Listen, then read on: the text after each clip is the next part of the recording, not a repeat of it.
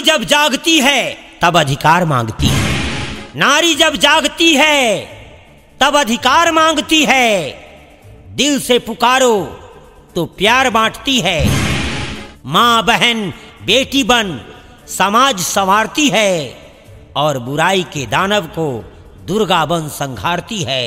दुर्गा बन संघारती है। जी हाँ, आपके पंचायत के तमाम मुश्किलों से लड़ने के लिए आपकी ये वीर प्रत्याशी रण में तैयार खड़ी है, जो खड़ी है आपके हक एवं अधिकारों की रक्षा करने के लिए। तो आज हमें एकजुट होना होगा और चुनना होगा एक सच्चे हमदर्द को, जिसने हमारे हितों के रक्षा करने की कसम खाई है। जी हाँ, ग्राम पंचायत पैनाल बिहटा का अपना मुखिया प्रत्याशी किरण देवी को ही जिताना है और भारी से भारी मतों से विजयी बनाना है। किरण देवी जिंदाबाद, जिंदाबाद जिंदाबाद। पप्पू सिंह मुखिया जिंदाबाद, जिंदाबाद जिंदाबाद। ग्राम पंचायत पैनाल के जनता जिंदाबाद, जिंदाबाद जिंदाबाद। आइल बानी रौदे गौआ, पड़तानी रौदे पौआ, अपना पतोहिया के ऊंचा कर दे हब नौआ। कर जोड़ी कहेनी सबसे अब की नहीं भूलई ह। ए चाची, ए चाचा, ए काका, सुनतानी हो, चुनाव आ गइल बा। अब की चुनाव किरण दीदी के जितावे के बा।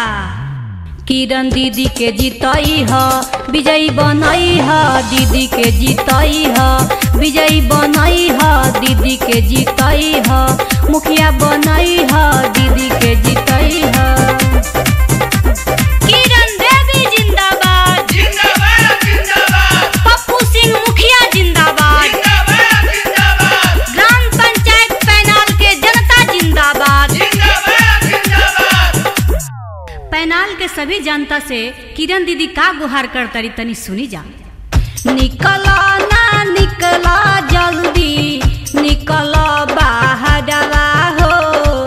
निकला ना निकला चाची, निकला बाहरवा हो।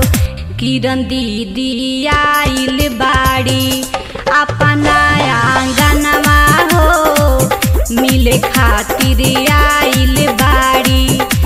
किरण देवी जिंदाबाद, जिंदाबाद जिंदाबाद। पप्पू सिंह मुखिया जिंदाबाद, जिंदाबाद जिंदाबाद। ग्राम पंचायत पैनाल के जनता जिंदाबाद। जिंदाबाद जिंदाबाद। किरण देवी जिंदाबाद, जिंदाबाद जिंदाबाद। पप्पू सिंह मुखिया जिंदाबाद, जिंदाबाद जिंदाबाद। ग्राम पंचायत पैनाल के जनता जिंदाबाद। जिंदाबाद जिंदाबाद। करतानी तोहर से गुहार बरहम बाबा, इनही के मुखिया बनई हो राम। जितिहे किरण दीदी त खुश होई है लोगावा, करतानी यही से गोहरिया हो राम।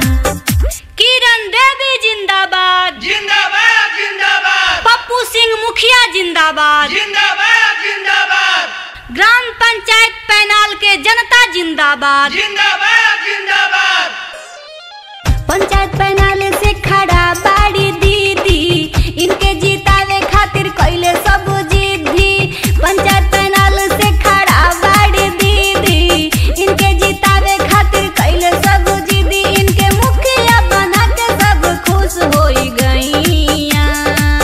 किरण दीदी के जितई ह, मुखिया बनई ह। पप्पू सिंह के